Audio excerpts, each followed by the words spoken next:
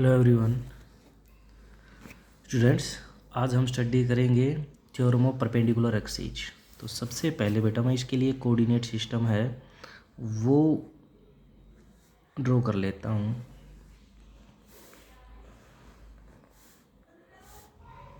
Origin ये x axis, ये Z axis और ये Y axis.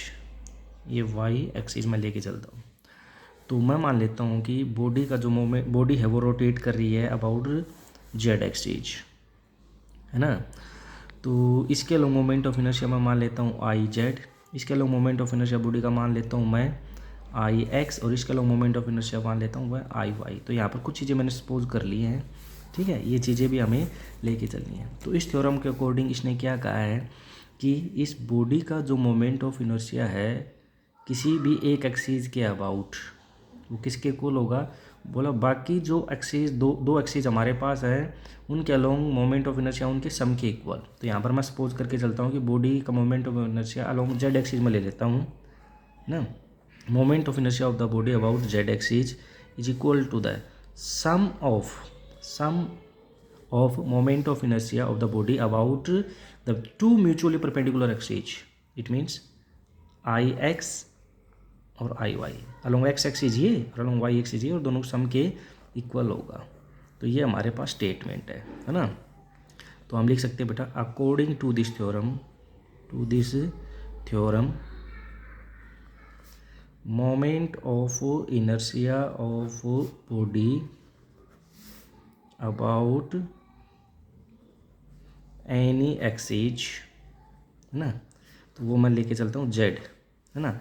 About any axis is equal to sum of moment of inertia of body about any two mutually perpendicular axis. वो perpendicular axis कौन सी है, X axis and Y axis. ये हम लेके चल रहे हैं। तो ये इसकी स्टेटमेंट होगी। यहाँ पर क्या है, आई जेड क्या है, moment of inertia of body about Z axis ना। आई एक्स क्या है, moment of inertia of body about X axis. और आई वाई क्या है, I Y moment of inertia of the body about Y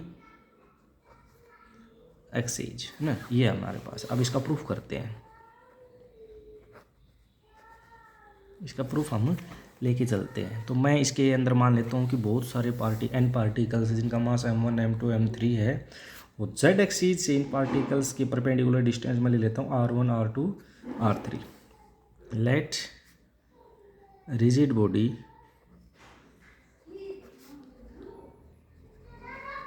consist of n particles of masses m1 m2 mn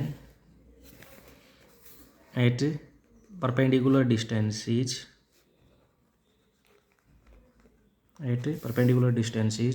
r1 r2 rn from Z axis, ठीक है। तो Z axis से इतनी perpendicular distances के ऊपर वो पार्टिकल्स रखे गए हैं, ठीक है। और उसके बाद हमने सपोज कर लिया कि भाई अलोंग एक्स एक्सिस पार्टिकल्स की जो परपेंडिकुलर डिस्टेंस है वाई एक्सिस के अबाउट वाई एक्सिस के रिस्पेक्ट में अलोंग एक्स एक्सिस। देखो ये एक्स एक्सिस मैंने ले लिया, ठीक है। तो एक पार्टिकल यहाँ पार्टिकल्स है, तो इनकी परपेंडिकुलर डिस्टेंस क्या हो जाएगी, जैसे यहाँ पर पार्टिकल है तो परपेंडिकुलर डिस्टेंस ये हो जाएगी, सेकंड एक दूसरा पार्टिकल यहाँ पर तो परपेंडिकुलर डिस्टेंस ये हो जाएगी। यानी एक्स एक्सीज से अलोंग वाई एक्सीज जो पार्टिकल्स की परपेंडिकुलर डिस्टेंसेज वो क्या हो जाएगी, हो जाएगी y1 y2 y3।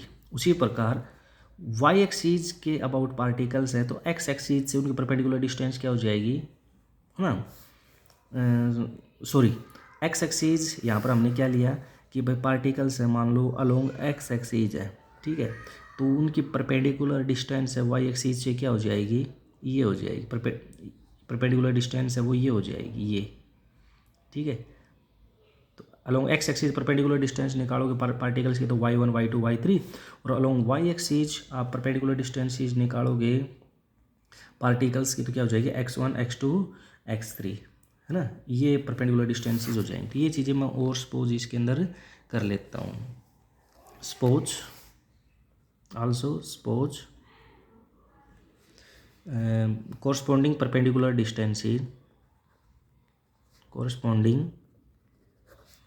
perpendicular distances of particles from the axis y are x1 x2 x3, है ना, xn, and from the axis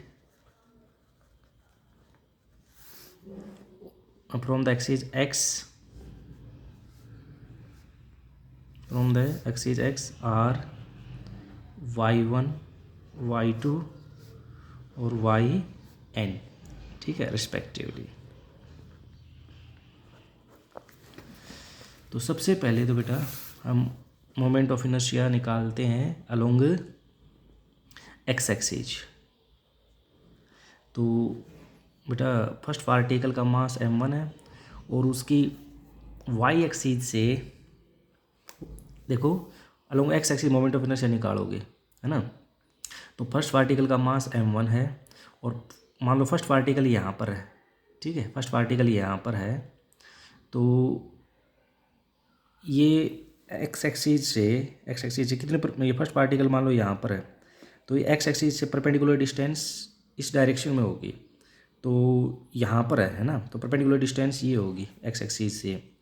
तो ये डिस्टेंस जो मेजर की जाएगी वो अलोंग वाई एक्सिस मेजर की जाएगी, तो फर्स्ट पार्टिकल परपेंडिकुलर y1 मान लो तो इसका स्क्वायर। उसी प्रकार मान लो सेकंड पार्टिकल यहाँ पर है ना, तो एक्स एक्सिस से परपेंडिकुलर डिस्टेंस ये होगी, तो ये वाई एक्सिस क्या लूँगी मानी जाएगी, तो m2 y2 स्क्वायर, और इस प्रकार आप लिख सकते हो लास्ट mn yn स्क्वायर। तो इस पूरे टर्म को आप लिख सकते हो summation of i equals to 1 to i equals to n और mi yi स्क्वायर, ठीक है। तो ये इक्वेशन आप फर्स्ट मान लीजिए इसमें, है ना। उसी प्रकार moment of inertia along Y axis निकालोगे, moment of inertia along Y axis तो क्या हो जाएगा, देखिए बेटा वाई एक्सिस निकालोगे, ठीक है, पार्टिकल यहाँ पर है, मान लो फर्स्ट पार्टिकल मास m1 है, परपेंडिकुलर डिस्टेंस क्या हो जाएगी इससे ये हो जाएगी परपेंडिकुलर डिस्टेंस ये, तो ये किसके अलोंग मेजर कर रहे हो, अलोंग एक्स एक्सिस है, ठीक है। सेकंड पार्टिकल यहाँ पर है तो उसकी परपेंडिकुलर डिस्टेंस ये हो जाएगी, तो ये किसके अलोंग, अलोंग एक्स एक्सिस है, तो m1 x1 square plus m2 x2 square और इस प्रकार mn xn स्क्वायर। तो इसको आप जनरलाइज फॉर्म में लिखोगे तो i equals to 1 to i equals to n mi xi square, और ये इक्वेशन सेकेंड, ठीक है। तो मान लो आपके पास ith पार्टिकल यहाँ पर है, हमने मान लिया इसका मास है mi, तो अलोंग एक्स एक्सिस उसका मोमेंट ऑफ इनर्शिया निकालोगे तो परपेंडिकुलर डिस्टेंस ये होगी, ठीक है। तो ये आपके पास है, ये परपेंडिकुलर डिस्टेंस ये हो जाएगी ये वाई आई, ठीक है। और अलोंग वाई एक्सिस का मोमेंट ऑफ इनर्शिया निकालोगे तो परपेंडिकुलर डिस्टेंस ये हो जाएगी, है ना। तो ये आपके पास है एक्स आई, ठीक है। तो इन दोनों का अगर आप रिजल्टेंट निकालोगे तो वो इसके डायगोनल के इक्वल होगा, है ना, डायगोनल के इक्वल होगा उसको आप। और ये किसके अलोंग है, ये किसके अलोंग बेटा, इसके अबाउट, तो इसको हम RI मान लेते हैं, ठीक है। तो जनरली मैं अब यहाँ पर moment of inertia along Z axis निकालूंगा। ठीक है, तो first R1 R2 R3 perpendicular distance है, तो M1 R1 square, M2 R2 square और इस प्रकार MN RN स्क्वायर। तो क्या हो जाएगा, summation of I equals to 1 to I equals to N MI और RI स्क्वायर, इक्वेशन थर्ड। ठीक है, एक काम करो, इन दोनों को जोड़ दो ना, add equation first and second, जोड़ो, i x plus I y है ना, एक्स और वाई को जोड़ दो, तो summation of i equals to 1 to i equals to N, ये मैं पूरे में से कॉमन ले लेता हूँ। ठीक है, और एम आई भी कॉमन ले लेता हूँ, अंदर क्या बचेगा, एक्स आई स्क्वायर प्लस वाई आई स्क्वायर। ठीक है, हमें ये मिला है इसके अंदर।